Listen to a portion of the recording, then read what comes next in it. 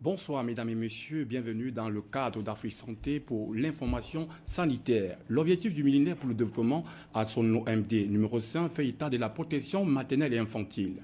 Une jeune équipe diligente et dynamique a choisi pour cheval de bataille la santé du bébé à travers la promotion du concept Bébé Star. Nous accueillons sa promotrice qui est Nathalie Mebouka. Bonsoir Nathalie Mebouka. Bonsoir Louis, bonsoir à tous ceux qui nous regardent à la maison et un coucou particulier à tous les bouts de chou. Vous venez en équipe, hein. Il y a aussi Olivia Chetou. Elodia Chetou, bonsoir et bonsoir à tous. Bonsoir surtout à nos petits bouts de chou qui nous regardent à la maison. Olivia Chetou. Elodia Chetou. Nathalie Mebouka, c'est quoi le concept Baby Star? Alors, voilà, le concept du plus beau bébé, le concours national du plus beau bébé, Bébé Star 2014. C'est un concept qui met en valeur nos bouts de chou, comme je l'ai dit tantôt, c'est-à-dire les anges d'aujourd'hui qui seront, on va dire quoi, qui sont le futur de demain.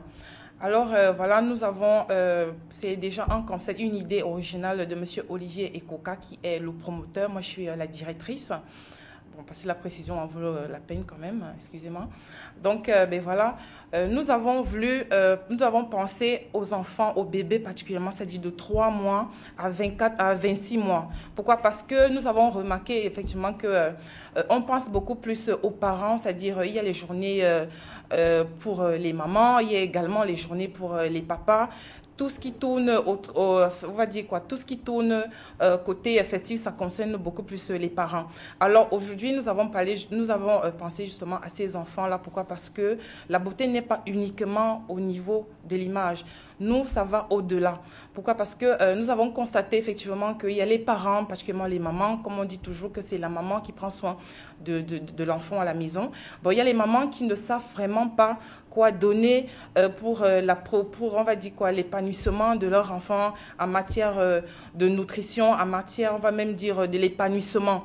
Pourquoi? Parce qu'on se rend compte qu'à 2 ans, il y a les enfants qui sont même maltraités à la maison. Et ça joue même dans, on va dire quoi, quand ils sont déjà adultes. Là, ça joue. Ils ne sont pas assez attentionnés et tout. C'est pour cette raison que nous avons fait justement appel à nos spécialistes, question de voir si les parents ont respecté la prise des vaccins de leur bébé selon l'âge, bien sûr. Et il va falloir également que, bien entendu, est-ce que selon l'âge de l'enfant, les repas, l'alimentation que l'enfant prend, est-ce que ça correspond à son âge? Est-ce que le milieu dans lequel l'enfant vit, est-ce que l'enfant est bien entretenu? Est-ce que l'enfant est considéré vraiment comme un enfant et non comme un adulte? Pourquoi? Parce que quand on est enfant, vivons cette vie d'enfant-là. C'est à peu près, grosso modo, le concept de Bébé Star. Nathalie Medogan, nous l'avons bien compris, l'objectif noble à travers Bébé Star, de premier abord, on peut croire que c'est juste le bébé, le plus beau bébé, qui a l'aspect rosé, mais cela va au-delà et on entend par votre bouche qu'il y a la santé, les prises de vaccins. Alors, je vais me retourner vers Elodia Chetou. Olivia Chetou, quels sont les objectifs que soutiennent ce concept? Eh bien, les objectifs sont clairs. Bébé Star, c'est au-delà de l'image, une grosse campagne de sensibilisation. C'est l'occasion pour nous de montrer que nous adhérons aux politiques publiques. Vous avez parlé à l'entame des objectifs du millénaire pour le développement, notamment le 5, réduire la mortalité infantile. Nous sommes dans cette perspective. C'est pourquoi nous nous sommes dit un concept Bébé Star. On a déjà pensé au départ que ça pouvait être un concours national, mais après on s'est rendu compte que en Afrique, tous les bébés pratiquement souffrent du même problème. Je vais prendre un exemple simple. En Angola, par exemple, le taux de mortalité infantile est très élevé. C'est le pays dans lequel le taux de mortalité infantile est le plus élevé. Alors, on s'est dit, les pays d'Afrique rencontrent les mêmes problèmes, les bébés africains rencontrent les mêmes problèmes. Alors, on va faire une campagne au Cameroun d'abord et ensuite, on va se déporter dans d'autres pays. Je l'ai dit, on participe à l'implémentation des politiques publiques, notamment en matière de santé, parce que plusieurs bébés, surtout leurs parents, ne savent pas prendre soin d'eux. Nathalie l'a dit dans ses propos. Donc, nous allons en premier temps, promouvoir la bonne nutrition infantile, parce qu'on s'est rendu compte que beaucoup d'enfants souffrent de malnutrition infantile. On s'est rendu compte que beaucoup de parents refusent aujourd'hui d'allaiter le bébé au sein. C'est l'une des conditions à remplir pour participer au concours du plus beau bébé. On s'est également rendu compte que les parents ne passent plus assez de temps avec leurs enfants et ça joue sur leur développement psychologique notamment. Alors on s'est dit, pourquoi pas créer un concours comme celui-là pour galvaniser davantage les parents, pour les ramener vers leurs enfants, pour qu'ils apprennent de nouveau à prendre soin de leur bout de chou.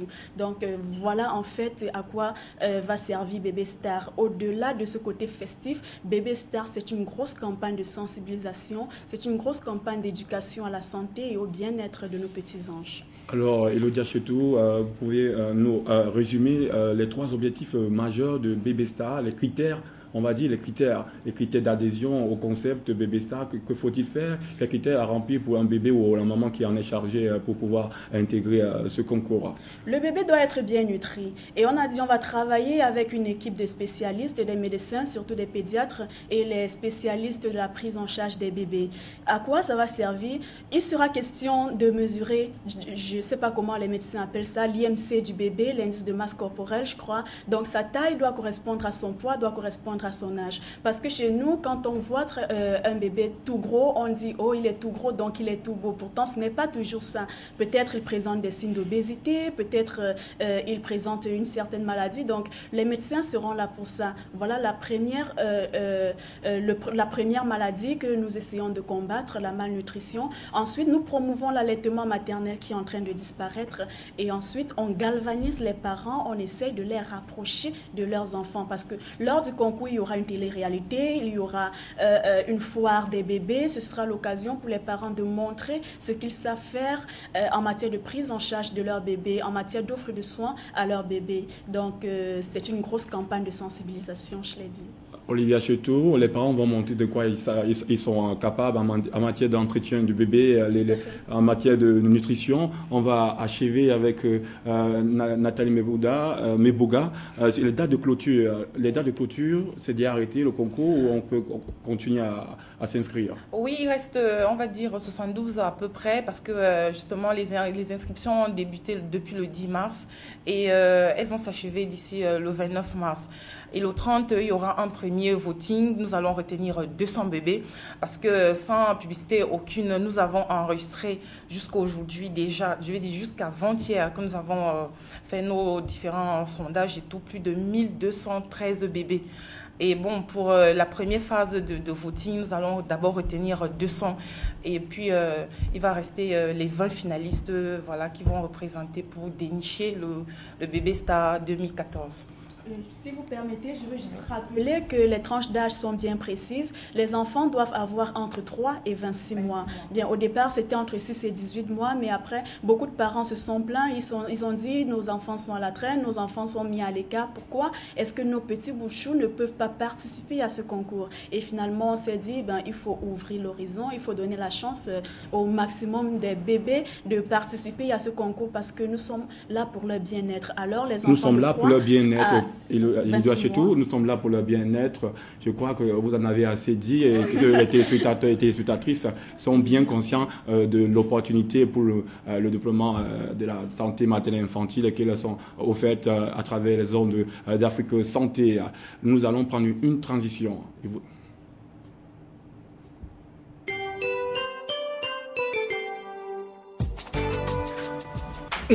Bonjour.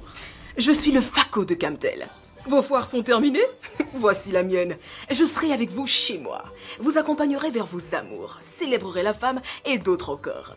Alors, jusqu'au 23 mars 2014, retenez 45 tablettes à gagner, 10 smartphones par jour pendant 45 jours et de nombreux autres lots gratuits.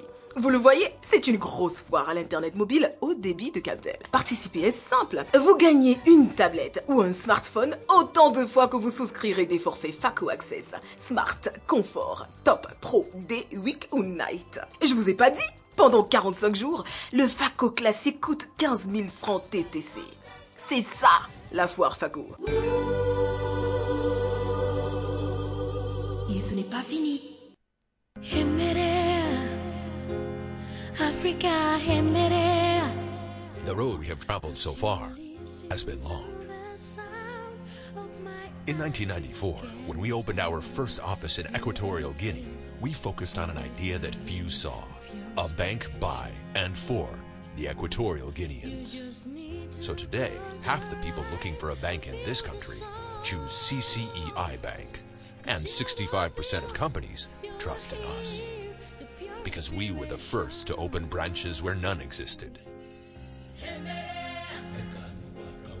Because we bet on the young and the old. In education, in healthcare, we also want to be with you.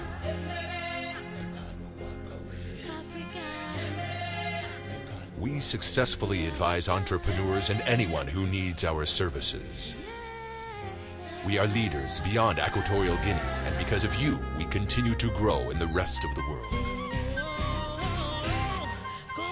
Africa has the future in its hands, and we want to offer you the chance to look at the future without limits.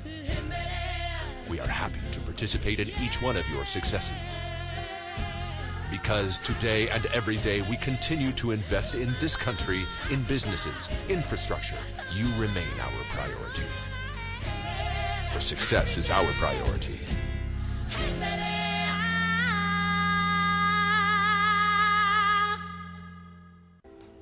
Maman, la moustique m'a encore piqué. Oh ma fille, je ne sais vraiment plus comment faire avec ce problème de moustiques dans cette maison. Et le palu que ça donne tout le temps. J'ai trouvé enfin la solution la plus efficace à notre problème de moustiques. Stop moustique.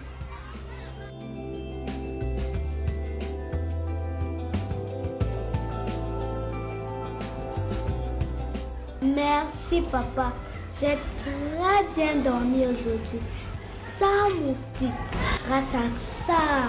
Eh oui, Stop Moustique est très efficace, non toxique, pas d'odeur, pas de fumée et aucun risque d'incendie.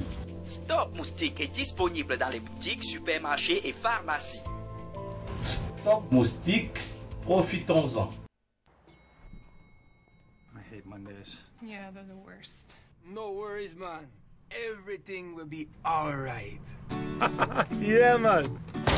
Come on. Don't fret me, brother. Sticky bun comes soon. Yeah. Wicked coffee, Mr. Jim. Julia, turn the frown the other way around. Hey, Dave, you're from Minnesota, right? Yes, the land of 10,000 lakes. The Gopher State. So in conclusion, things are pretty dismal. You know what this room needs? A smile. Who wanna come with I? Traveling along, there's a song that we're singing. Come on, get happy. You guys are 3 minutes late. Don't be no cloud on a sunny day. Yeah, chill, Winston. Sir? Respect, bossman. That's the power of German engineering. Normes de construction. Réglementation thermique 2012. Pour ces travaux, Jean est perdu. Alors nous, chez Tout Faire Matériaux, on va tout faire avec nos 450 points de vente et nos 2500 conseillers pour l'aider à respecter les normes d'éco-construction. Tout Faire Matériaux, gagner en savoir-faire. Dans le souci de faire barrage au cancer du sein, 521 000 décès par an, on va s'appesantir sur les méthodes de prévention et choisir de la mammographie ou la thermographie. Afin de répondre à toutes vos préoccupations, recevons le docteur Roger Tapa. Bonsoir, docteur Roger Tapa. Bonsoir à tous les téléspectateurs de cet après-midi. C'est toujours avec un plaisir qu'on va parler de ce sujet assez pertinent qui est le cancer du sein. Et aujourd'hui, en particulier, on va s'étendre beaucoup plus sur les méthodes de prévention qui sont disponibles et qui sont pratiques pour tout le monde. Dans cette large équipe de sensibilisation, nous avons à nos côtés cette grâce de recevoir le docteur Marjolie Lantoum, qui est spécialiste en médecine interne. Bonsoir, docteur Lantoum. Bonsoir Ulrich et bonsoir à tous les téléspectateurs. C'est encore un plaisir d'être ici avec vous ce soir et nous espérons beaucoup parler des choses qui vous concernent. Merci. Afin de boucler le registre de présentation, il y a docteur gynécologue Bekono. Bonsoir aussi à vous. Bonsoir Ulrich, bonsoir aux téléspectateurs. Nous essaierons de présenter quels sont les moyens dont nous disposons pour essayer de barrer la route au cancer du sein. De toute façon, tous les téléspectateurs sont accrochés à vos lèvres pour pouvoir en savoir plus sur cette terrible maladie qui fait plus de 500 morts par an. Et on compte, les femmes sont plus nombreuses que les hommes. Docteur Lantoum, c'est avec vous que je vais commencer. Les symptômes, il faut bien le rappeler, peut-être parce que les téléspectateurs, la dernière fois, n'ont pas assez compris les premiers signes du cancer du sein. Quels sont les premiers signes les plus anodins dont il faut avoir peur? Bon, comme on a dit la dernière fois, la plupart du temps, le cancer du sein reste relativement asymptomatique, c'est-à-dire tu peux l'avoir pendant 8 ou 10 ans sans le savoir. Mais dès que tu commences à avoir les symptômes, vous pouvez avoir les choses comme par exemple les douleurs dans le sein, les écoulements du sein, les boules, vous pouvez sentir des boules dans le sein, et ça c'est, disons, un peu ce que tu peux commencer à voir qui peut te faire aller vers un médecin pour dire il y a quelque chose qui ne va pas. Donc ça, c'est les symptômes vraiment généraux. Quelquefois, il y aura les symptômes sur la peau où tu peux avoir ce qu'on appelle peau d'orange, où la peau du sein devient tellement dure. Mais comme je dis en général, ça reste asymptomatique jusqu'à vraiment au dernier moment quand c'est déjà tellement avancé.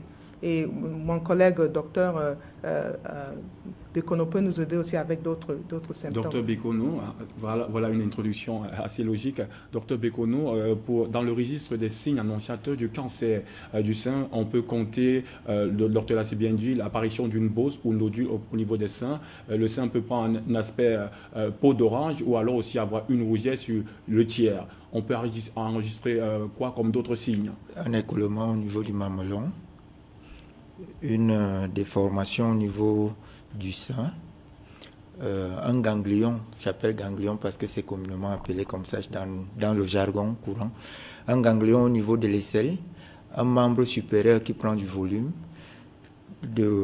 une douleur osseuse, parce qu'on est sans oublier qu'on a vu la dernière fois que le sein, lorsqu'on diagnostique le cancer du sein, il peut avoir des métastases, une douleur au niveau des poumons, une douleur, disons, un problème au niveau cérébral peut également nous amener à retrouver que la lésion première se trouve au niveau du sein. Donc, c'est un peu... il y a aussi cette sensation de lourdeur, de pesanteur au niveau du sein qu'on peut également retrouver. Bon, les autres signes, c'est un peu ce que le docteur Lantoum a eu à citer tout à l'heure. Alors nous allons aussi recevoir l'apport de Dr Roger Tapar, qui est médecin de santé publique, il faut bien le dire, il sait de quoi il parle. Comme d'autres signes du cancer du sein, on peut enregistrer quoi comme signe? Oui, je crois que les signes ont été largement parcourus, mais il faut noter qu'on peut avoir les ulcères, c'est-à-dire des plaies spontanées qui sortent au niveau du mamelon, qui viennent compléter le tableau.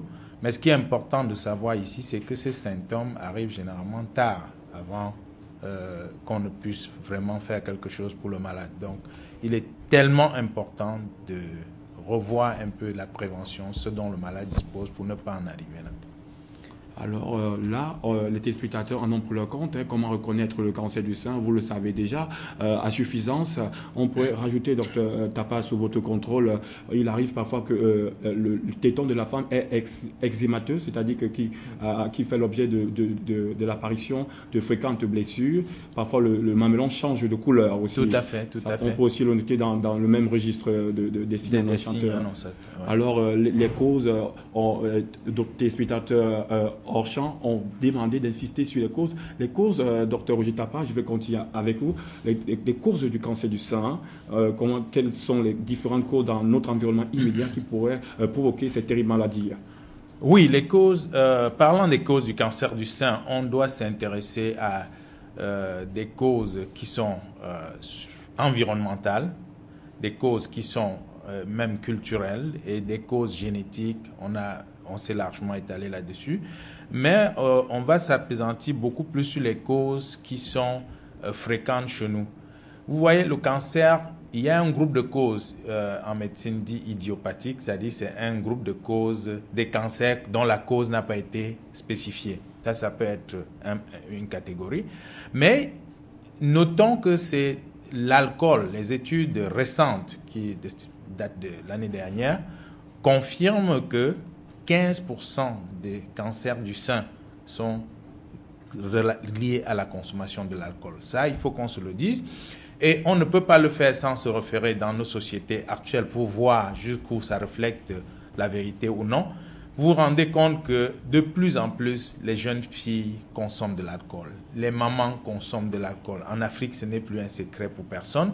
La bière, la consommation de la bière et les autres alcools est très avancée.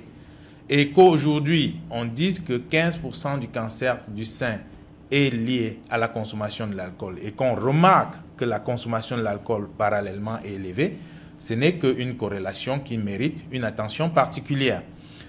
Autre chose, c'est les causes génétiques. On a parlé, par exemple, si vous avez dans la famille quelqu'un qui a eu le cancer du sein, vous avez une prédisposition qui fait que si vous vous exposez à des causes, à des facteurs déclenchants, vous pouvez faire le cancer du sein. On a parlé du style de vie, c'est-à-dire que ce que vous mangez, ça peut être un gros facteur comme cause de cancer, pas seulement du sein, là il faut le préciser. Donc la nutrition joue un rôle important dans la survenue des cancers. On a parlé également du style de vie également dans la sédentarité. Il faut noter ici, on va voir ça dans la prévention, le sport joue un rôle presque inégalable aujourd'hui dans la prévention des cancers. Ce n'est pas seulement du cancer du sein. On verra tout à l'heure dans la phase de la prévention comment ça se passe. Ça, c'est quelques causes. Il y a des causes médicamenteuses. Il y a d'autres causes que peut-être que mes collègues pourront énumérer. Et je pense qu'elles ne sont pas exhaustives. Nous avons retenu, les causes ne sont pas exhaustives, mais dans ce prolongement, permettez-moi une question, Dr Lantoum. En Afrique, il y a ce rite culturel qui veut qu'on repasse les seins des filles durant leur puberté pour empêcher qu'elles ne prennent du volume et qu'elles attirent les hommes, de ce fait qu'elles obtiennent des grossesses indésirées. Ce repassage de sein ne pourrait-il pas provoquer un cancer de sein? Le repassage de sein peut être considéré comme un trauma sur le sein et à mon avis, ça peut avoir des séquelles qui peuvent être dangereuses. Donc je ne veux pas dire que toutes les femmes qui ont été repassées ont le cancer, non, pas forcément, mais ça représente une des choses qui peuvent peut-être mettre quelqu'un à risque, parce que si les cellules ont été traumatisées, ça veut dire que peut-être ils ne vont pas se bien guérir, et dès que les cellules ne sont pas bien guéries, ils sont à risque à faire une conversion cancéreuse. Donc oui, c'est rare, mais c'est possible. Est-ce qu'on pourrait alors dire aux téléspectateurs et téléspectatrices, surtout les mamans qui ont coutume de s'adonner à cette pratique, qu'il n'y a aucun risque de cancer de sein lorsqu'ils repassent les seins de leur fille? Comme j'ai dit, il y a des risques, mais je ne peux pas mettre tout le poids sur ça, parce que comme on vient de dire, le cancer du sein est dû à plusieurs choses. C'est rare de dire que c'est une seule chose qui a causé le cancer. Donc peut-être repassage plus l'alcool ou bien repassage plus une vie, le tabagisme et d'autres facteurs, mais pas seulement un seul facteur peut vraiment être la cause du cancer. Nous allons recueillir notre avis, Dr Bekono. Est-ce que le passage des seins, est-ce qu'on peut établir un lien entre le passage des seins et cancer des seins? Personnellement, je ne sais pas comment ça se passe, le repassage des seins. Mais ce que je peux plus dire, c'est que repasser, ça veut dire il y a une chaleur. On prend une pierre ou une spatule, on la chauffe et on masse le sein de la fille jeune qui est en âge de puberté. C'est très douloureux et c'est traumatisant, je peux vous le dire. Je crois que pour affirmer une telle hypothèse, il faudrait qu'il y ait des études qui soient faites, parce que ça c'est aussi important. Je crois que pour mes jeunes confrères, il serait intéressant qu'un s'appesantisse dessus et qu'il essaye de voir ces filles qui font le cancer aujourd'hui, combien ont eu à voir les seins repassés dans leur jeunesse. Donc, ça peut nous donner une idée un peu de l'ampleur du problème. Parce que vous dire sur les ondes d'Afrique Santé que voilà, le repassage, ce serait, pour ma part, ce serait utopique. Donc il faudrait qu'il y ait une étude qui soit faite dans notre milieu et pour qu'on puisse avoir des chiffres exacts de ces gestes. Mais c'est un geste quand même qui est dangereux. Vous avez très vite compris qu'on est dans le registre d'évacuation des mythes, parce qu'il y a des mythes qui sont entretenus par la plupart de la population et qui continuent à faire peur. Aussi, des femmes qui ont d'énormes poitrines, est-ce qu'elles sont prédisposées au cancer des seins? Est-ce qu'une femme qui a une petite poitrine par rapport à une femme qui a une grosse poitrine, est-ce qu'il y a une prédisposition par rapport à celle qui a le plus une poitrine plus généreuse? Oui, lorsqu'on a une poitrine volumineuse, il va sans dire qu'on a un taux énorme d'hormones circulant qui est aussi important. C'est-à-dire, je prends le cas des estrogènes parce que il est démontré aujourd'hui que la plupart des cancers du sein sont dus à un tableau d'hyperestrogénie. Et tout ce que nous essayons de voir, toutes les causes, par exemple, que le docteur Tapa a cité tout à l'heure, faisait allusion, c'est-à-dire quand on dit le surpoids parce que cette personne qui est en surpoids libère par le phénomène des aromatisations, va libérer des androgènes, et ces androgènes qui sont convertis en estrogènes et autres vont pouvoir... une dame qui a fait son enfant tardivement a connu un nombre assez important de cycles, et ces cycles, pendant le cycle, sachant que vous avez les deux hormones, la progestérone et les estrogènes, donc le fait que cette femme soit continuellement soumise aux estrogènes peut être également une des causes. Cette femme qui a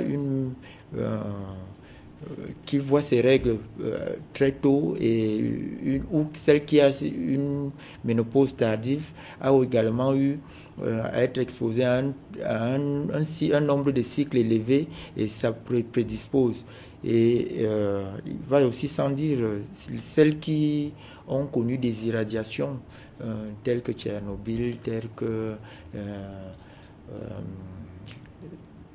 Hiroshima, vont également, ces irradiations-là ne sont pas anodines au niveau de l'organisme, donc c'est des personnes qui sont susceptibles de faire un peu plus de cancer que nous qui vivons dans un environnement sans nuages nucléaires et autres. Nous avons compris que les radiations peuvent être aussi des facteurs de risque pour le cancer du sein. Docteur Lantoum, petits seins ou gros seins, quels sont les seins qui sont plus à même d'être, qui sont prédisposés à être sujets au cancer du sein? Okay. C'est vrai que les tailles du sein peuvent être peut-être interprétées en termes de la quantité de graisse qui est dans le sein. Et si tu as beaucoup plus de graisse, ça veut dire que tu as la capacité de stocker beaucoup plus de toxines dans le sein. Donc, dans ce cadre-là, bon, ceux avec beaucoup plus de graisse, naturellement, auront beaucoup plus de toxines qui les mettent beaucoup plus à risque d'avoir le cancer du sein, surtout si le drainage lymphatique n'est pas efficace, dû à peut-être porter le soutien pendant des heures prolongées, ou bien porter des soutiens trop serrés. Mais il ne faut pas oublier que par rapport à la taille du sein, je n'aime pas trop parler de ça parce que tu ne peux pas déterminer la vraie taille de sein de femme jusqu'à qu'elle a déjà eu au minimum une grossesse complète. Parce que les seins ne sont pas complètement développés, ou bien comment dire, the growth. La croissance. Oui, la croissance du sein est complétée seulement après la première grossesse. Donc, une femme avec les petits seins ne va pas forcément... Bon, dans ce cadre-là, bon, il faut être vraiment un peu plus clair, qu'il faut vraiment préciser et prendre ça de cas à cas. Mais en général, les gros seins suggèrent beaucoup plus de graisse. La graisse garde beaucoup plus de toxines. Et en général, l'obésité est un des facteurs de risque pour le cancer. Donc, il vaut mieux avoir une poitrine moyenne, alors. Docteur Tapa. Excusez-moi, je crois que gros sein, petit sein, bon. On ne va pas s'asseoir ici et choisir entre le gros et le petit sein, non, même au nom du cancer. Ce qu'il faut retenir, en fait, c'est que, comme le docteur Lantoum l'a dit, il y a des facteurs favorisants qui peuvent concourir au cancer du sein. L'un des facteurs favorisants, c'est la graisse. D'accord. L'autre facteur favorisant, et elle l'a mentionné très bien, c'est l'utilisation des soutiens-gorge. C'est-à-dire que selon que vous choisissez la taille convenablement ou que vous les portez juste quand c'est nécessaire pour laisser les toxines se drainer et ne pas s'accumuler au niveau du sein, ça peut être un rôle. Ce qu'il faut remarquer ici, c'est que on a beau énumérer la cause gros sein ou petit sein, il faut prendre en compte que c'est l'entretien que vous aurez apporté à votre sein qui va conditionner un certain nombre de choses. Et on y reviendra au cours de la prévention tout à l'heure. Vous avez bien mentionné la taille du soutien, parce qu'en Afrique, il est coutume de faire ce qu'on appelle la friperie. Et la friperie, on sait bien que ça vient dans les ballots, il y a des produits chimiques. Dr Bekono l'a mentionné aussi qu'un effet de radiation peut aussi provoquer le cancer du sein. Est-ce que si ces soutiens-gorge qui sont pris à la friperie, qui sont portés par les femmes qui entretiennent une bonne santé ou une bonne hygiène de vie, est-ce que cela ne peut pas provoquer le cancer du sein? Provoquer le cancer du sein, il n'y a pas une seule cause qui, à elle seule, provoque le cancer du sein. Comme on dit, c'est la combinaison de plusieurs facteurs qui aboutit finalement au cancer. Ça, il faut que les gens gardent ça à l'esprit. Mais il convient de prendre soin chaque fois qu'on a un facteur qui peut être mis en cause. Si les soutiens que les gens achètent dans la friperie, on recommande de les nettoyer avant de les porter pour la première fois. Ça ne peut pas garantir que c'est peut-être sain dans ce cas, mais au moins ça diminue les chances que ça porte une substance qui peut nuire à la santé. Ce qui est important ici, c'est la taille. Une fois de plus, on revient là-dessus. De plus en plus, les jeunes dames et les jeunes filles aujourd'hui veulent voir leurs seins debout, veulent les tenir fermes et ça pose un problème parce qu'elles choisissent la taille de leur soutien en fonction de ça, ce qui est complètement anormal parce que quand vous mesurez les bénéfices que vous avez par rapport au risque que vous courez, c'est tout à fait absurde. Donc, comme je disais tout à l'heure, c'est une question de prévention, on reviendra là-dessus. Merci. Docteur Tapa l'a mentionné, vous êtes une femme, en plus d'être docteur, la taille du soutien, comment faire pour choisir le bon soutien, afin de ne pas plonger dans le registre ou l'ensemble qui pourrait provoquer, comme l'a si bien mentionné Docteur Tapa, le cancer du sein? Bon, on peut dire que 80% de femmes ne portent pas les seins de leur taille, c'est-à-dire 80% de femmes portent peut-être les soutiens qui sont peut-être trop petits ou bien trop grands pour elles. Bon, acheter les soutiens-gorge à la friperie, ce n'est pas une excuse. Si tu connais ta taille, tu vas chercher ta taille dans la friperie. Le problème, c'est qu'en allant vers la friperie, tu prends n'importe quoi et tu oublies de vraiment respecter ta taille. Ok, bon, la taille... Vous permettez, madame, nous recevons M. Constant depuis le cadre. Bonsoir, M. Constant, et bienvenue à Afrique Santé. Bonsoir, monsieur. Moi, c'est M. Constant. J'aimerais savoir, lorsqu'on parle du massage des seins, j'en connais d'autres qui massaient, certaines mamans qui massaient les seins de leurs enfants avec du pilon. Est-ce que c'est important? Et lorsqu'on dit que la femme accouche, et que l'on masse le ventre de la femme avec de l'eau chaude, est-ce que cela aussi ne peut pas causer le cancer? J'aimerais un peu qu'on puisse m'expliquer. Merci. Docteur Tapa, merci de votre contribution. Docteur Tapa, vous avez l'entière merci de cette question. Merci pour votre contribution. Ce qu'il faut retenir, c'est que tout ce qui est contre la nature n'est pas bon pour le corps. Que vous massez les seins, c'est contre nature. Les seins ne sont pas faits pour être massés. Et quand vous massez le sein, vous traumatisez les cellules. Donc ça peut faire un problème à quelques niveaux, partant des douleurs, aux petites infections qui peuvent survenir, au cancer. Ça peut être une des conséquences. Ce qu'il faut qu'on retienne et qui est important, c'est que vous n'avez pas besoin de masser les seins. Il n'y a rien qui justifie de masser les seins d'une fille. Ça, c'est la première chose. Pour les femmes qui accouchent et qu'on masse le ventre, dans la culture, on dit que c'est pour que le ventre ne prenne pas du volume. Mais il faut retenir ici que le volume du ventre de la femme qui vient d'accoucher, ce n'est pas nécessairement de la graisse, c'est le volume de l'utérus qui a porté l'enfant pendant 9 mois et qui prend au moins 3 mois pour reprendre son volume normal. Donc, que vous ayez massé ou pas, l'utérus va reprendre son volume.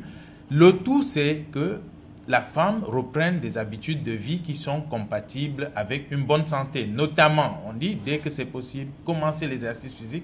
Le sport, c'est la clé. Donc, masser, ça ne se justifie pas scientifiquement absolument, mais dans les cultures, c'est ancré. Et dire que ça peut provoquer du cancer, les études ne sont pas disponibles là-dessus. On n'a pas des études qui montrent que masser, ça peut provoquer du cancer ou ne pas provoquer. Mais sachez que tout ce qui est contre nature n'est pas recommandé pour la santé de la femme. Nous revenons à Dr Lantoum qui faisait un brillant exposé sur les tas de soutien qu'il faut avoir. Nous vous redonnons la parole pour achever votre propos. Bon, en général, il y a deux choses à mesurer par rapport à choisir la taille. Premièrement, c'est la taille en anglais on dit cup size, c'est-à-dire cup size, la taille du propre sein. Il y a A, B, C jusqu'à D, mais même E, beaucoup plus. Il y en a, c'est assez une marge assez longue, mais en général, c'est A, B, C. Et quand vous regardez sur les soutiens derrière, vous pouvez voir, par exemple, 36A ou 36B ou C. Bon, ça, c'est le cup size, c'est-à-dire le volume des seins. L'autre aspect pour mesurer la taille, c'est la circonférence du poitrine. Et ça, c'est l'autre mesure. Par exemple, si on dit 36C, ça veut dire, par exemple, 36 autour ici et C pour le sein. Donc, si ta taille c'est 36C, ça veut dire que tu es 36 ici et C par rapport à les seins. Donc, en choisissant le soutien, cherchez 36C. Si par exemple tu mesures et tu te trouves entre les tailles, parce que c'est souvent 34 et on saute 35 et 36, si tu te trouves entre les deux, il faut souvent choisir la taille un peu plus grande. Au lieu de dire, si tu as 35, au lieu de choisir 34, il faut choisir 36. Il faut aussi comprendre que la taille de sein change avec l'âge, avec les grossesses. Donc, il y aura un moment où tu auras besoin de changer le soutien-gorge. Changer de soutien, vous permettez, Dr Lantoum, nous recevons Chantal qui appelle depuis Bafoussam. Bonsoir, Madame Chantal. Je demandais à maman,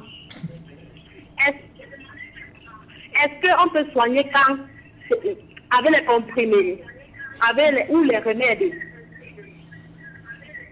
Bon, soigner quoi, madame? Cancer du sein. Cancer du sein. Bon, le cancer du sein, il y a des protocoles assez compliqués pour soigner le cancer du sein. Bon, les comprimés sont parmi les choses utilisées. Donc, je ne peux pas parler d'un seul comprimé. C'est tout un protocole de choses. Donc, ce n'est pas aussi simple. Donc, il est impossible de trouver des comprimés dans la rue qui pourraient soigner contre le cancer du sein, c'est ça? Non, absolument pas. Non. Si vous avez le cancer du sein, il faut être consulté par un médecin et par les spécialistes pour qu'on te fasse un programme de traitement. Traitement. En sachant qu'au Cameroun, nous avons deux centres où le cancer du sein peut être véritablement pris en charge. C'est vrai que tout chirurgien peut... vous permettez, nous recevons un appel de Garoua. Bonsoir à tous les panélistes d'Afrique Média. Bonsoir monsieur et bienvenue. J'ai pris le débat en cours. J'aimerais savoir si, après l'accouchement d'une femme, toutes les techniques qui consistent à masser le ventre, bon, je sais personnellement que il se dit que cette technique consiste à évacuer le sang qui demeure, qui risque d'être dans le ventre après l'accouchement. Est-ce que si jamais ces techniques ne sont pas appliquées, ce sang qui peut demeurer dans le ventre ne peut pas être à cause d'un cancer éventuel? Merci. Docteur Bekono, merci de votre contribution. Nous rappelons que Garoua est situé au Cameroun, si mes connaissances sont bien propres. Docteur Bekono, nous sommes tout accrochés à vos lèvres pour avoir la réponse du téléspectateur. Il faut savoir qu'une femme qui vient d'accoucher, généralement, si vous touchez son ventre, vous allez constater qu'il y a une boule. Cette boule est là pour essayer d'arrêter le saignement. On parle généralement d'un globe de sécurité. Parce qu'il faut savoir qu'entre au niveau du placenta, il y a environ 600 millilitres de sang qui sont échangés entre l'enfant et sa mère par minute. Donc, s'il n'y a rien qui puisse arrêter, c'est une hémostase physiologique qui est faite en fait. Et c'est cette boule dont va régresser au fil des jours. Et vous allez constater qu'une femme, les femmes qui ont déjà accouché et qui allaitent régulièrement vont se reconnaître parce qu'une femme, quand elle vient d'accoucher et qu'elle allait son enfant, elle ressent une douleur au bas-ventre parce qu'il y a une hormone qui est sécrétée et qui va contribuer, à stimuler la sécrétion du lait et à essayer de continuer à contracter l'utérus pour forcer cet utérus à diminuer. Et vous verrez que cette femme a au début nous on appelle le chien, c'est-à-dire des saignements au début, ce seront après des saignements mélangés à de l'eau, ce sera après de l'eau et jusqu'à ce que ça t'arrive, ça peut durer 2-3 semaines. 2 ou 3 semaines. Nous recevons un autre. Vous permettez, Dr Bekono, nous recevons notre appel depuis le Congo. RDP. Bonsoir, monsieur. Je demande, j'ai une préoccupation. Je pose la question la suivante. La question est la suivante. Je demande comment on peut traiter cette maladie du cancer de peau au niveau de sein. Comment est-ce qu'on peut traiter la maladie qu'est le cancer du sein? Comment la traiter, cette maladie?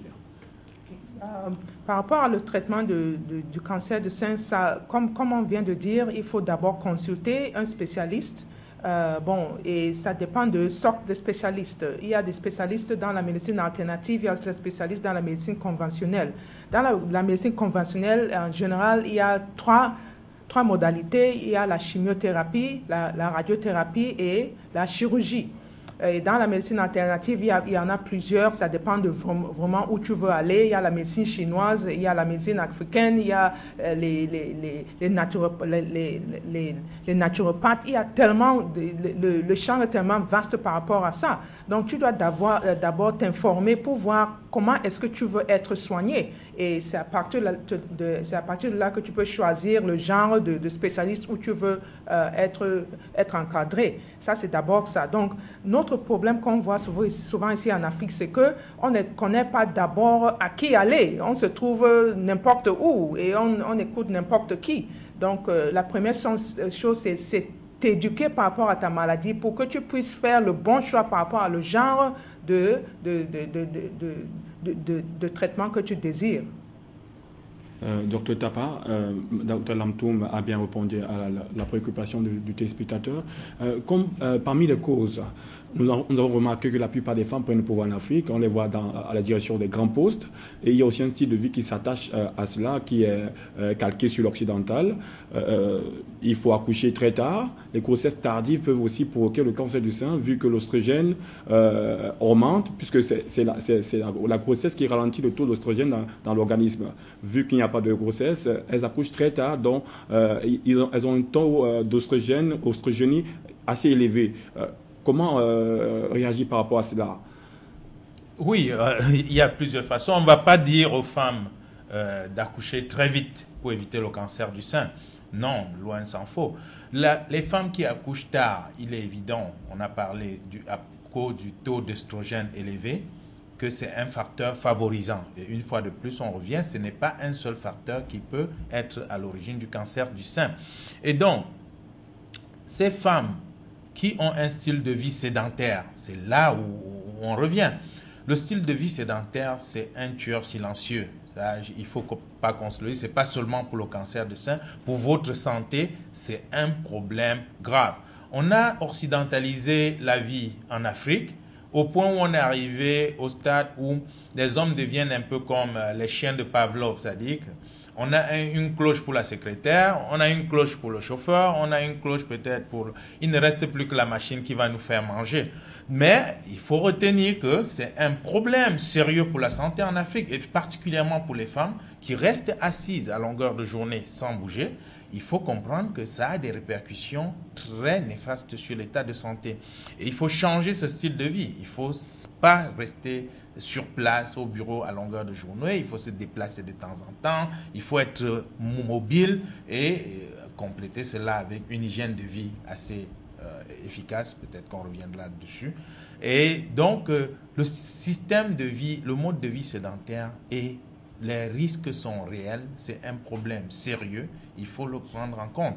Donc, ce qu'on peut recommander, c'est de changer un peu cette tendance qui tend à nous tirer vers des habitudes. On privilégie tout ce qui est important, sauf le corps. Docteur Bekono, en continuant les causes, une femme qui n'accouche pas, selon les recherches, une femme qui n'accouche pas du tout est exposée au cancer. Oui, au cancer du sein. Au cancer du sein. Oui, parce que cette femme aura pendant toute sa vie, aura été soumise à ce taux d'estrogène qui est permanent et ça expose. Bon, il y a aussi qu'on peut même accoucher si on refuse d'allaiter son enfant. On a un retour de couche qui est précoce. Et c'est également, il y a des hormones, il y a disons, lorsque le cycle reprend, les estrogènes reviennent. Bon, alors que celle qui a choisi d'allaiter son enfant a ses ovaires qui sont au repos. Bon, pour celles qui allaitent et qui sont par exemple grasses, on peut continuer à avoir par les phénomènes d'aromatisation des estrogènes qui seront produits parce que le tissu adipeux se comportera en ce temps-là comme une glande sécrétrice des estrogènes. Donc, il y a le mode de vie, il faut faire attention par exemple à ce qu'on consomme. Donc, il y a tout ça qu'il faut essayer d'avoir à l'œil pour éviter d'avoir... Parce qu'en temps normal, lorsqu'une femme conçoit, c'est la progestérone, les estrogènes ne sont pas nuls, mais diminuent considérablement. Mais lorsque, avec la grossesse et l'allaitement, elle peut gagner 1 an, elle peut gagner 2 ans, 1 an, elle peut gagner un peu plus d'1 an sans avoir son cycle. Donc, ça réduit considérablement le risque de cancer. Et qui plus un, si elle a eu 2, 3, 4 enfants, vous voyez que pendant sa vie génitale, elle aura gagné plusieurs années. En conclusion des propos du docteur gynécologue Bekono, accoucher, docteur Lantoum, plus une femme accouche, plus elle est protégée contre le cancer du sein. Est-ce que vous pouvez faire la promotion de l'accouchement comme l'Afrique est une terre riche en fécondité, une caresse équivaut à un enfant? Est-ce que cette tactique peut être promue comme méthode de protection contre le cancer du sein?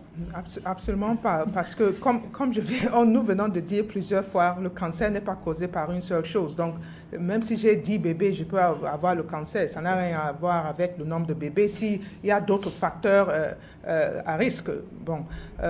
Et quand on parle un peu d'estrogène, il faut qu'on met un peu l'appui par rapport à ce qu'on veut dire par estrogène. Estrogène, il y a des estrogènes qui sont produits dans le corps, mais il ne faut pas qu'on oublie les estrogènes qu'on mange dans nos nourritures. Les estrogènes qui se trouvent dans les pilules et beaucoup de produits, les produits hormonaux qu'on utilise. Par exemple, prenons les exemples réels. L'effet, par exemple, d'injecter les hormones dans les animaux et les poulets pour le faire vite grandir, fait pour que la viande la chair contient l'estrogène ou d'autres hormones. Et quand ça entre dans notre corps, ça augmente le taux de ces estrogènes qui, disons, dans des... Docteur Lantoum, nous revenons à vous. Je vous prie de recevoir l'intervention de madame l'appelant qui nous appelle de l'Afrique du Sud. Madame Santa. Bonsoir, madame Santa. Allô? Bonsoir. Bonsoir et bienvenue. Ok, je m'appelle Chantal, j'appelle de l'Afrique du Sud. Nous écoutons madame Chantal. Oui, j'aimerais poser une question au médecin. Quand une femme a subi une hystérectomie, est-ce qu'elle peut avoir un cancer de sein? Quand une femme a subi une hystérectomie, est-ce qu'elle peut avoir un cancer de sein? Une question qui va tout droit, docteur gynécologue. Cette femme peut faire un cancer du sein, surtout si elle est en surpoids. Parce qu'on a dit tout à l'heure que les femmes, une des sources, les femmes qui font le cancer du sein sont généralement celles qui sont continuellement exposées aux estrogènes. Et on a dit aussi que lorsqu'on est en surpoids, on a une production continue des estrogènes à partir du tissu adipeux. Donc, elles sont à risque de faire. C'est vrai que dans les modalités de traitement, parfois, on donne des hormones qui sont des anti-estrogènes, mais cette femme qui ne prend pas ces anti-estrogènes est à risque de faire son cancer du sein. Permettez-moi d'insister, docteur Bekono, elle a parlé d'hystérectomie. C'est quoi l'hystérectomie? L'hystérectomie, c'est l'intervention chirurgicale qui consiste à enlever l'utérus.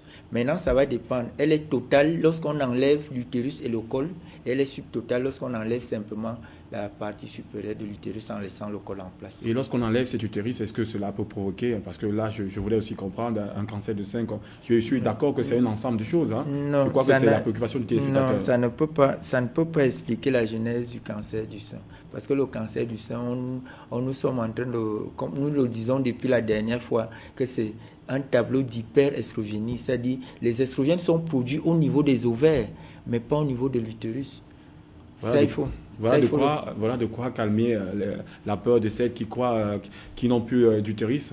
Il n'y a pas lieu de craindre, hein, il n'y a pas à avoir un cancer de sein après. Docteur Lantoum, on continue avec vos propos brillants sur le cancer du sein.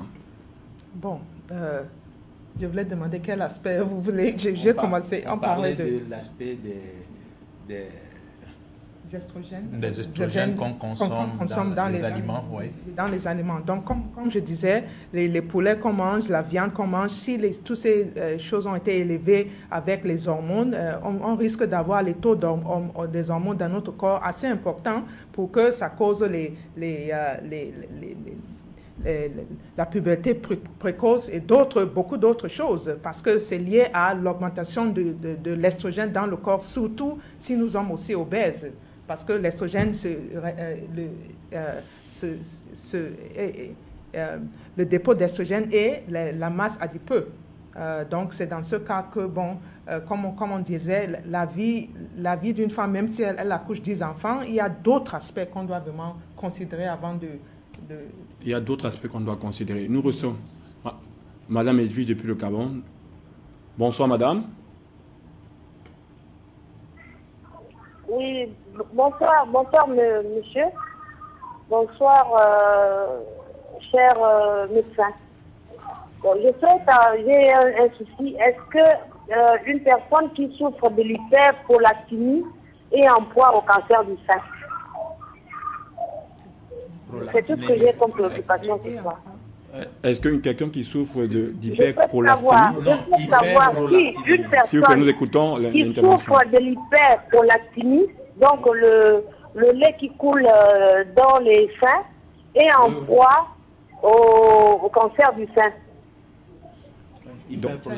Hyperprolactinémie. Docteur Lantoum? Prolactinémie, c'est ça? Hyperprolactinémie. D'abord, vous avez touché un sujet qui n'est pas assez simple. D'abord, quelle est la cause de cette hyperprolactinémie? Okay. Première chose, si la cause est due à une tumeur qui est dans le cerveau, il faut régler ce problème. Ça, c'est évident. Okay. Donc, la présence de ça, c'est réel. Donc, il faut aller à la source originale. Okay. Donc, je ne veux pas trop entrer dans l'aspect du cancer du sein et tout ça quand nous sommes en train de parler d'un problème hormonal, surtout et souvent dû à une tumeur dans le cerveau, oui. Donc, je sais que ça peut être lié d'une manière à l'autre parce qu'il y a l'écoulement. Dans ce cas-là, on sait que l'écoulement est dû à un problème hormonal causé par une tumeur. Là, tu règles ce problème. Dans le cas du cancer, c'est l'écoulement qui est dû à un problème, disons, local. Problème local. Et aussi, ce qui sort du sein est aussi différent. Il y a le lait ou bien il y a quelque chose un peu sérosanguineux. Bon, ça dépend. Donc, comme je dis, si vous parlez d'hypoprolactinémie, il faut s'adresser par rapport à ce problème. Docteur Tapa, vous avez certainement quelque chose à rajouter? Oui, je voulais juste relever pour la dame que l'hyperprolactinémie, c'est beaucoup plus, on trouve ça comme cause d'infertilité généralement. Donc, une cause de stérilité. Vous allez remarquer que c'est ça qui empêche parfois de concevoir chez certaines femmes. C'est très fréquent. Mais parlant du cancer du sein, la prolactinémie a été illustrée dans certaines études comme étant un facteur bénéfique. Je prends l'exemple des femmes qui allaitent les enfants. Les études concourent à montrer que les femmes qui allaitent les enfants ont des chances très peu de chances de faire le cancer du sein. Et ça s'explique parce que l'allaitement provoque la montée de la prolactine qui stimule la sécrétion laiteuse et donc un bénéfice pour la femme qui allait. Les études le confirment aujourd'hui. Maintenant, si on prend, il y a beaucoup d'études qui ont montré également que la succion du sein par les bébés est une bonne méthode de prévention du cancer du sein. La question qu'on se pose aussi, c'est de savoir est-ce que cette succion par les hommes en dehors des maternités provoque aussi la montée de la prolactine et joue le même rôle? C'est la grande question. Et dans les langages populaires, de plus en plus, on écoute des gens qui disent que sucer le sein de sa compagne, ça l'aide à prévenir le cancer du sein. Les études l'ont montré au niveau des bébés. Il n'y a pas encore d'études chez les barbus. Donc, on va prendre notre mal en patience en attendant qu'on examine si au niveau de la succion en dehors des maternités, on peut avoir un bénéfice sur la prévention du cancer du sein. Docteur Tapa, hyperprolactinémie, qu'est-ce que c'est pour les... Hyperprolactinémie, c'est une augmentation anormale de l'hormone, c'est-à-dire la substance qui provoque la montée laiteuse chez la maman. Quand la maman accouche, le sein coule parce qu'il y a une hormone qui stimule, c'est ça qu'on appelle la prolactine. Et quand c'est en dehors des grossesses, ça empêche de concevoir parce que l'organisme se comporte comme s'il était en maternité alors qu'il ne l'est pas. La réponse avec les autres organes n'est pas comme si la femme pouvait concevoir ou pas. Donc l'hyperprolactinémie pose un problème parce qu'on croit que la femme vient d'accoucher. L'organisme croit que la femme vient d'accoucher. Il ne remplit pas les conditions pour concevoir. Donc c'est pour ça que j'ai dit tantôt que c'était un problème dans la stérilité. On retrouve ça beaucoup dans les causes de stérilité. Alors nous revenons à Dr Lantoum. Vous parlez des organismes génétiquement modifiés lorsque vous mentionnez le poulet qui vient d'ailleurs. On sait bien que l'Afrique importe parfois des produits alimentaires à l'étranger. Vous êtes censé nous dire que lorsque un poulet est génétiquement modifié, on court le risque de s'exposer au cancer du sein?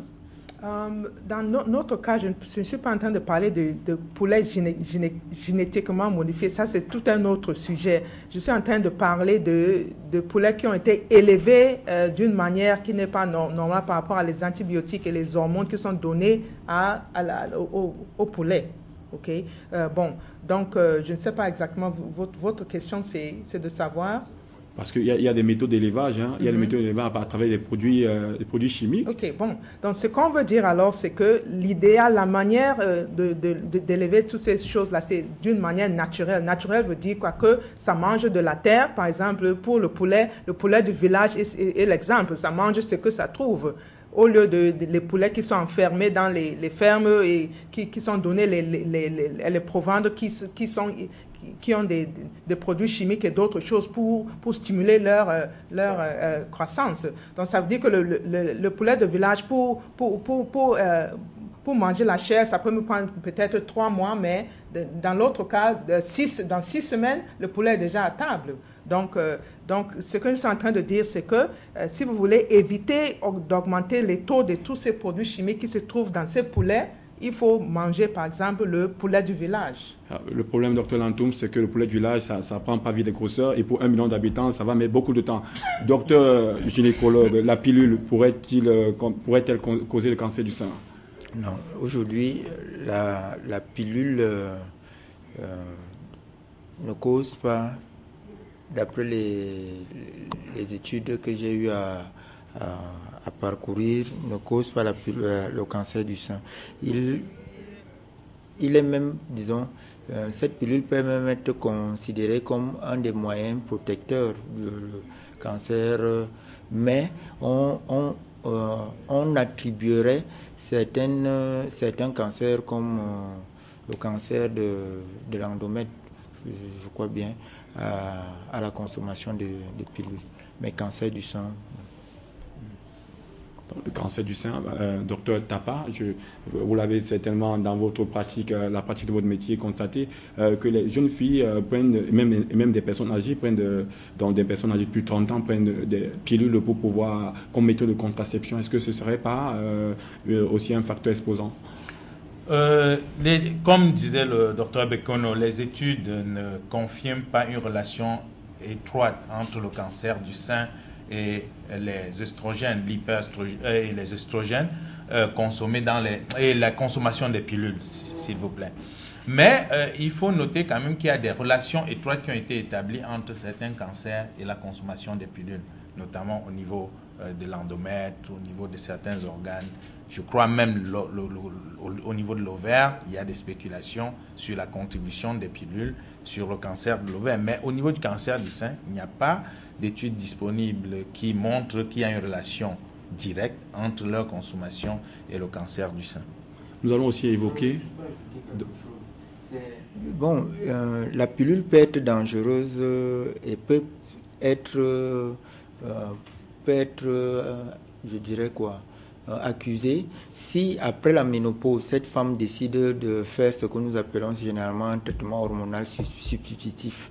Et que dans ce traitement hormonal substitutif, il n'y a que les estrogènes qu'on donne comme seule hormone.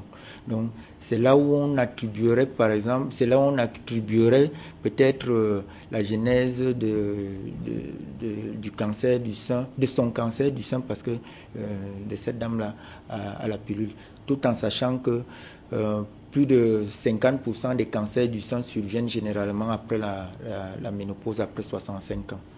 Et on remarque aussi, docteur Bekono, qu'après la ménopause, c'est-à-dire passé l'âge de 45 ans, les femmes suivent un traitement hormonal. Et ce serait pour un danger là. C'est ce que j'ai appelé tout à l'heure traitement hormonal substitutif. Et lorsque ce traitement est surtout à base d'estrogènes, il y a des risques que cette femme fasse un cancer. Mais si c'est des hormones qui contiennent... si c'est des pilules qui contiennent les deux hormones, bon, c'est un peu comme cette femme qui a un cycle normal et qui...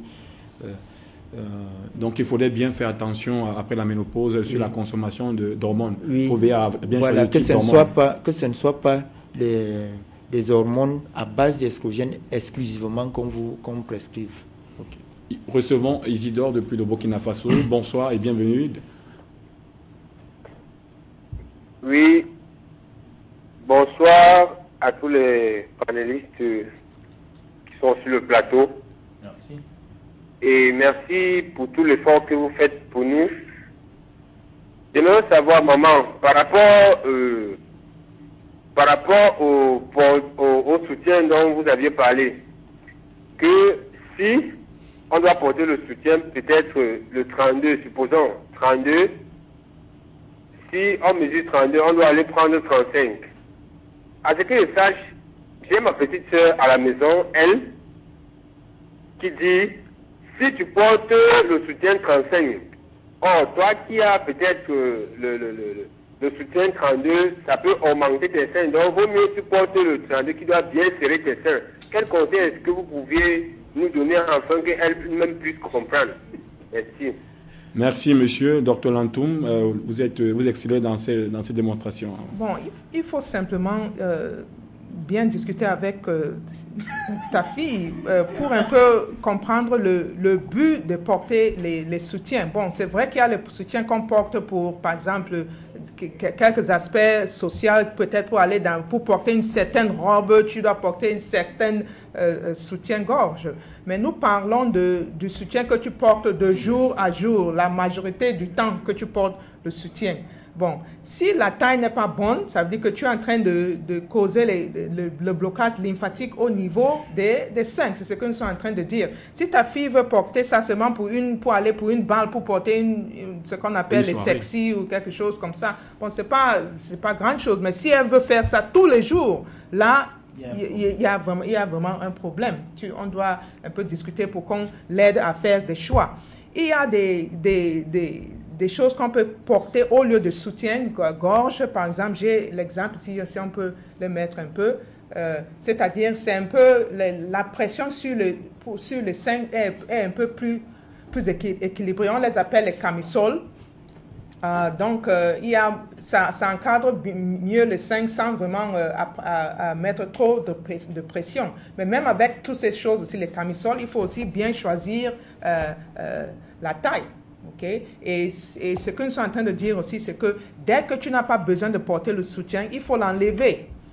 Okay? Rester sans soutien le maximum de temps que tu peux rester sans soutien. À la maison, il faut le préciser. À la maison. À la maison. Pour éviter les dérapages. Nous recevons Joseph Baye depuis le Gabon. Bonsoir. Bon, par rapport à l'émission du cancer de sein, vous êtes bien au courant du cancer de sein, et je veux savoir par rapport à la durée que la femme doit faire pendant sa période de grossesse. Il y a 9 mois de période de grossesse et il y a plus de 1 an d'allaitement. Est-ce que cela n'est pas dans la nécessité d'avoir un cancer de sein lorsqu'on supprime exactement l'allaitement? Merci de votre intervention, Dr Lantoum. Si on n'allaite plus le bébé, est-ce que c'est un risque de cancer qu'on n'allaite plus? Nous sommes en train de revenir à ce que nous avons dit dès le début. Il n'y a pas une seule cause. Bon, nous sommes en train de dire qu'il y a des avantages d'allaiter un bébé. C'est clair, on connaît ça. Mais utiliser seulement cette raison-là pour éviter le cancer n'est pas vraiment prudent. Il y a plusieurs autres facteurs. L'aspect diététique, les autres habitudes, l'hygiène de vie, plusieurs autres choses. Donc, oui, ça peut contribuer, mais je ne peux pas dire absolument seulement ça. Est-ce qu'il faut faire attention, ce que le téléspectateur veut dire? Docteur Bekono? Je comprends un peu sa préoccupation. Pour cette dame qui a une lésion initiale cancéreuse qui est là, est-ce qu'elle va continuer, cette lésion va continuer son développement même si elle tombe enceinte et qu'elle continue à allaiter son enfant? Je peux lui dire oui. Si la lésion initiale est déjà présente, cette lésion continuera. Cette dame va porter sa grossesse, elle va accoucher, elle va allaiter, mais c'est vrai qu'elle ne sera pas soumise aux estrogènes pendant toute cette période, mais la lésion précancéreuse, lorsqu'elle est déjà présente, elle va continuer. Peut-être tu n'as pas voulu rajouter Non, pas par rapport. Je crois que le docteur Bekono l'a assez expliqué. Je voulais juste relever que sur le plan diététique, il y a dans le langage courant le cholestérol. On parlait de l'obésité tout à l'heure. Il faut clarifier le rôle du cholestérol dans les cancers. Il faut que on a vu des gens qui expliquent, beaucoup de gens qui en parlent, mais il faut que les gens comprennent.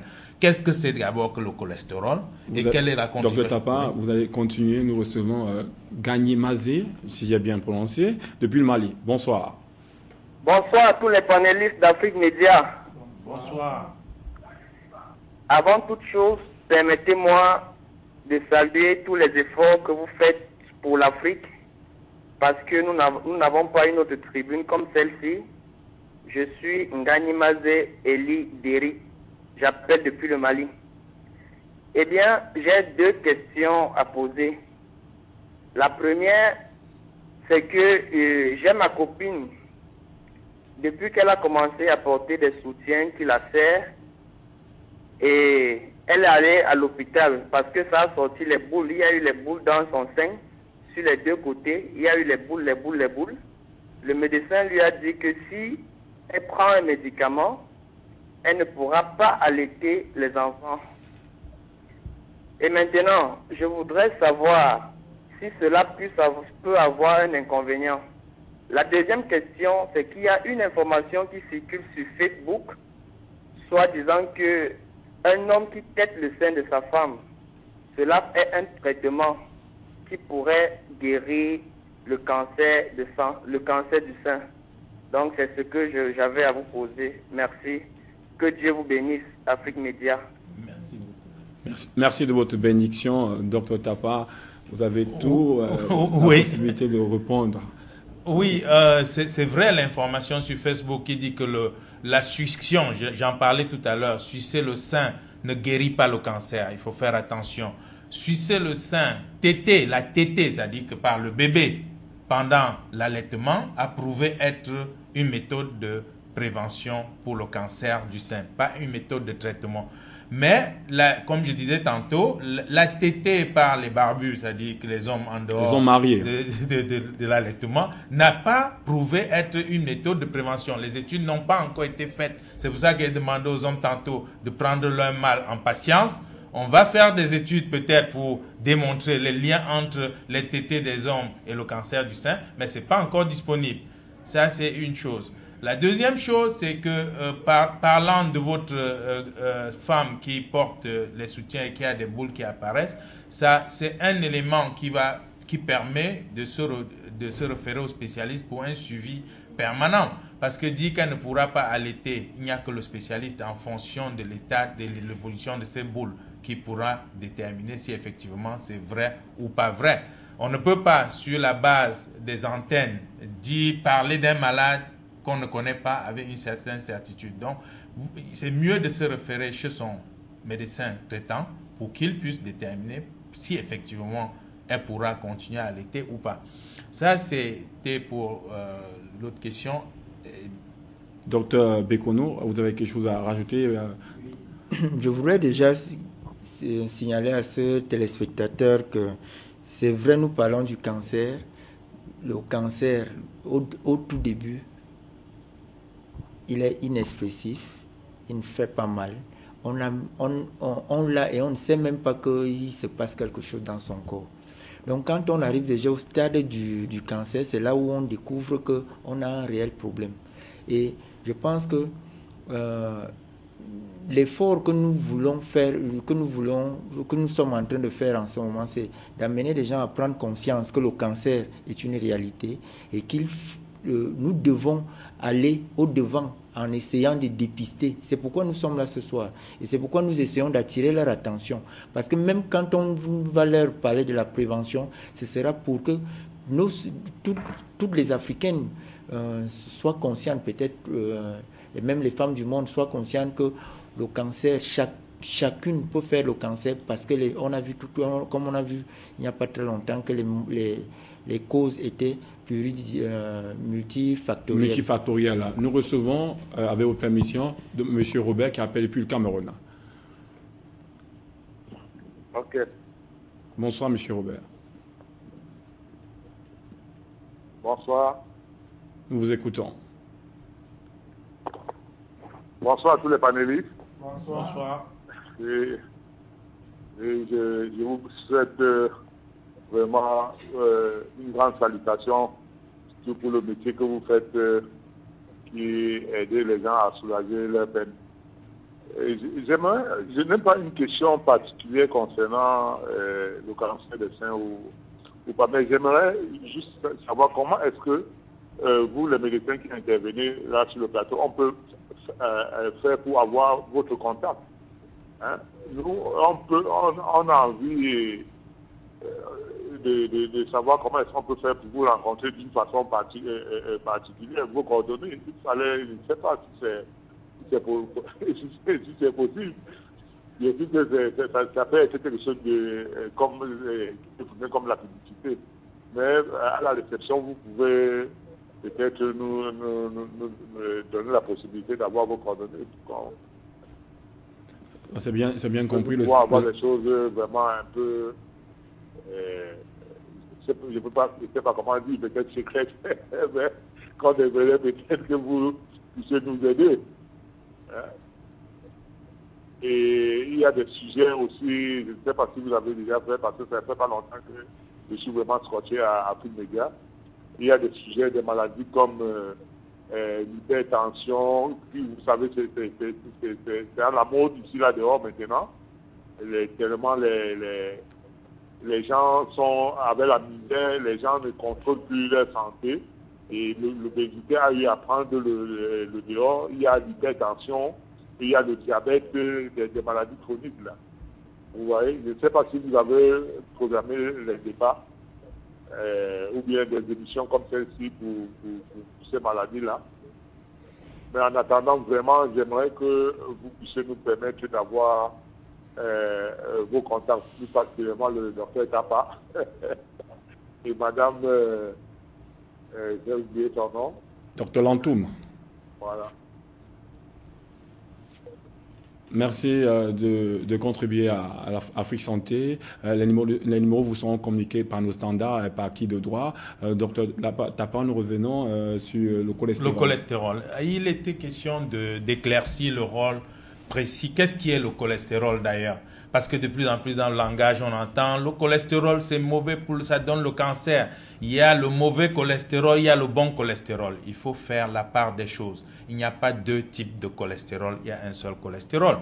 Une des premières clarifications qu'il faut savoir, c'est que le cholestérol, c'est quelque chose qui est utile pour l'organisme. Et 3/4 du cholestérol dont l'organisme a besoin, il le fabrique lui-même. Il n'y a qu'un quart de cholestérol qui provient des aliments que nous mangeons ou de l'extérieur. Et maintenant, les sources de cholestérol, il faut faire attention. Il y a des aliments qui ont prouvé être riches en cholestérol, comme le jaune d'œuf, le cerveau, le foie, le rognon et bien d'autres. Ça, c'est les plus riches. Mais il y a des aliments qui ont été aussi incriminés de façon injuste, qui sont pourtant courants en Afrique. L'huile de palme, par exemple, il faut que les gens le retiennent. L'huile de palme qui est d'origine végétale ne contient pas du cholestérol parce que le cholestérol est d'origine animale. Donc chaque fois qu'on vous dit que un aliment contient du cholestérol, si c'est un aliment végétal, purement végétal, ça n'a pas de sens. Si c'est lié à une source animale, là, ça a un sens. Et c'est pour ça qu'on voit dans les publicités, on dit mayonnaise sans cholestérol. Attention, l'œuf qu'on a utilisé, comment ils ont enlevé le cholestérol, ça c'est encore la question. Ou bien huile végétale sans cholestérol. C'est une tautologie parce que l'huile étant végétale, d'office ne contient pas de cholestérol. Ça c'est un truc. Donc leur rôle, même s'il est défini, il faut savoir que c'est quelque chose qui est important pour l'organisme et que...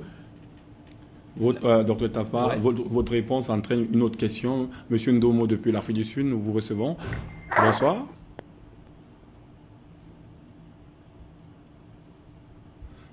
Donc, docteur Tapa, vous pouvez achever vos propos. Oui, donc le cholestérol et le bon et le mauvais cholestérol, il faut savoir qu'il n'y a pas le bon, c'est le même cholestérol. Il y a deux types de transporteurs. Un qui transporte le cholestérol vers là où il est détruit et l'autre qui transporte vers là où il fait du mal, c'est-à-dire dans les vaisseaux sanguins. C'est pour ça qu'on parle du HDL qui est le transporteur du bon cholestérol entre guillemets et le LDL qui est le transporteur du mauvais cholestérol. Donc c'est le même cholestérol et parfois on ne fait même pas la différence entre les deux. Donc, il faut cesser de dire aux gens, ça c'est du bon cholestérol et ça c'est du mauvais. Le cholestérol, c'est le cholestérol. C'est plutôt les transporteurs qui sont différents dans l'organisme et qui font qu'il soit mauvais parce qu'il cause les dégâts ou bon parce qu'on le détruit. Donc, c'était les précisions qu'il fallait apporter. Les précisions que vous avez bien fait d'apporter. Nous recevons M. Malik du Sénégal. Bonsoir, M. Malik. Oui, allô? Bonsoir, M. Malik.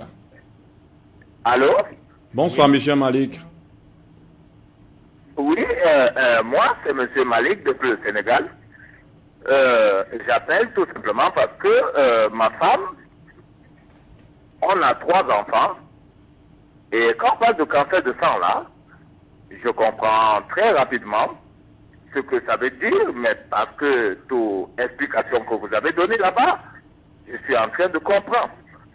Mais maintenant, moi, j'ai une peur parce que j'ai 3 enfants et madame peut encore prendre grossesse très rapidement.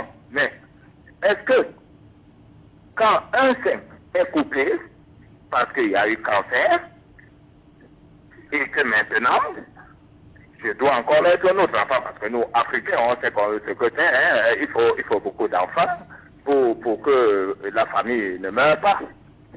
Il faut que la famille soit, parce que quand il y a beaucoup de garçons, il faut que les choses soient faites normalement. Donc, est-ce que un sein qu'on connaît, un sein, une femme qui prend une nouvelle grossesse, peut s'occuper d'un seul sein? Parce que moi, je sais que l'autre sein, une fois que c'est fini, l'enfant peut prendre l'autre sein. Un sein coupé, on fait comment? Merci de votre contribution. Elle est vraiment une question pertinente. Est-ce que, docteur Lantoum, est-ce que... Un sein coupé avec un... suffit pour allaiter? Pardon, docteur Tapa, j'ai encore la parole. Est-ce qu'un sein coupé suffit à être un critère dangereux? Non, absolument pas. Un sein peut faire le travail. Oui, c'est le double de travail à faire, mais il suffit de bien manger, boire assez de l'eau, bien se hydrater et un sein peut faire le travail. Il y a beaucoup de femmes avec 2 seins qui peuvent t'avouer que, bon, il y a ce sein qui ne donne rien et l'autre donne. Donc, même avec 2 seins, c'est pas forcément la production de lait varie entre les 2 seins. Donc, un sein est suffisant. Il suffit d'être bien alimenté, de manger bien et se bien hydrater. Ça va faire le travail.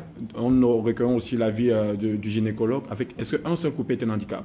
Non, la femme peut allaiter avec un seul sein, mais ce qu'il faut savoir, c'est que la qualité de lait varie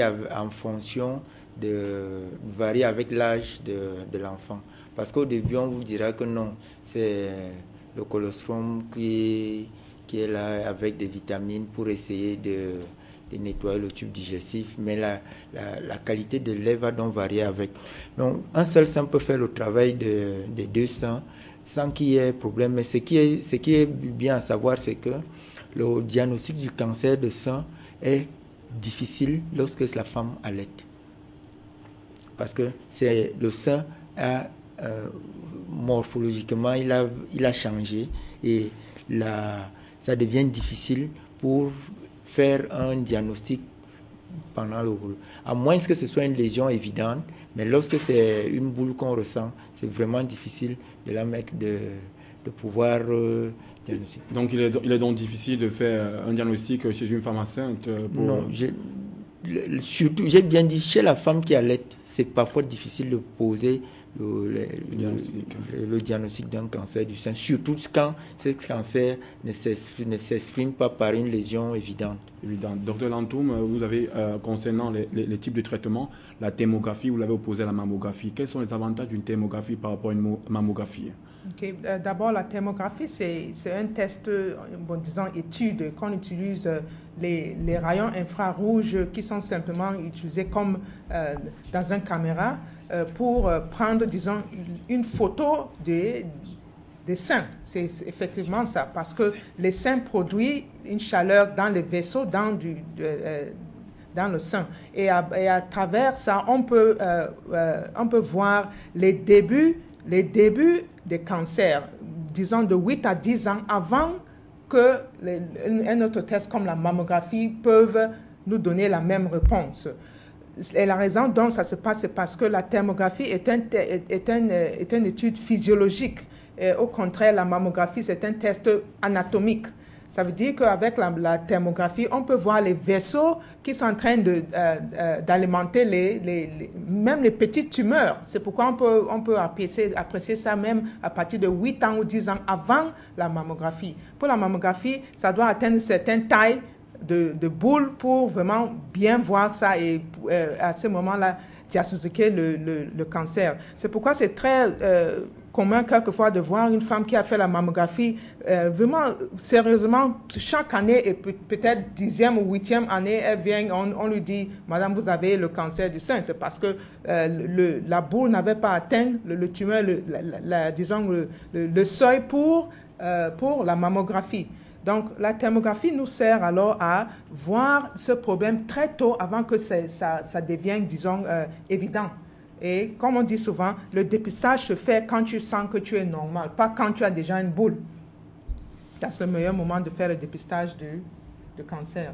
Nous avons souligné un des avantages de la thermographie, c'est qu'on peut le faire à tout âge et il n'y a pas nécessité de compression du sein. Exactement. Il n'y a pas nécessité de compression du sein, il n'y a pas l'exposition à la radiation c'est vraiment indouloureux, non invasif, c'est simplement s'asseoir et prendre une photo. Donc c'est assez simple. Docteur Roger Tapa? Oui, je ne vais pas revenir sur ce que le docteur Lantoum a dit par rapport à la mammographie. Je voulais tout simplement dire qu'on restera sur notre fin s'il y a un aspect sur la prévention qu'on n'avait pas soulevé. Généralement, les femmes, les jeunes filles surtout, ont peur de voir leurs seins tomber. C'est pour ça que la taille des soutiens fait un problème. Je voudrais rappeler que le sein tombe parce que les muscles poussiers qui le supportent sont faibles. Et un muscle qui ne s'utilise pas s'atrophie.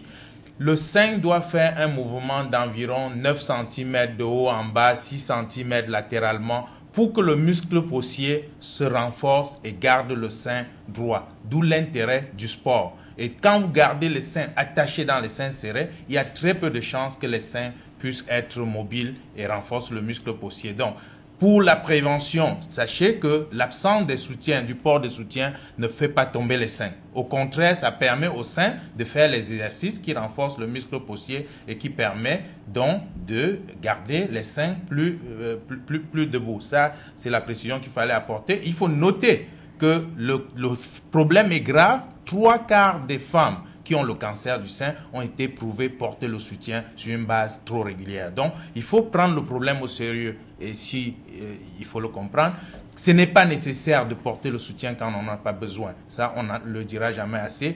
Quand vous ouvrez la porte de la main droite, désactivez le soutien de la main gauche. Ce n'est pas un crime, c'est un bon geste salvateur pour cette maladie qui détruit le monde. Voilà que s'achève ici le combat dans la lutte contre le cancer du sein.